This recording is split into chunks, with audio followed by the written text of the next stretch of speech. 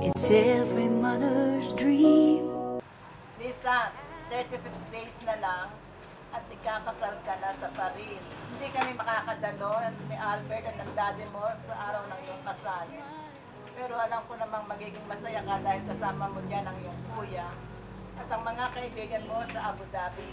At naroon rin naman ang kumpletong pamilya ni Anton. Sa pagpasok mo sa buhay may asawa, panatilihin ninyo ni Anton ang pagmamahalan sa bawat isa habang buhay. Palagi ninyong unawain ang bawat isa. Paggalang sa isa't isa hindi dapat mawala. Mahal na mahal ka namin, Lisa. Sana mahigitan pa ni Anton ang pagmamahal namin sa iyo. Lisa, best kisses from Mommy with love.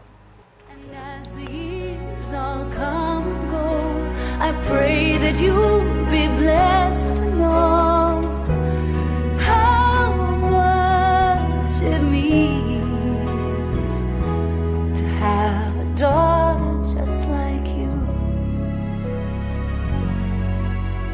You're every mother's dream.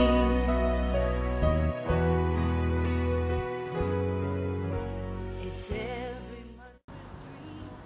To my beloved daughter, Miss Annalisa M. San Juan, happy wedding day. You know, anak, even though we are far apart, we always love you, and we will always love you. I know God gave you Anton Gonzalez to be your husband. I think he is loving, devoted, and responsible husband to you. Ana, anak, pasakop ka kay Anton bilang ilaw ng tahanan.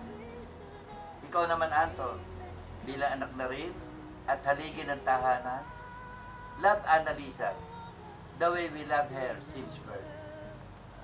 Again, congratulations to you and God bless.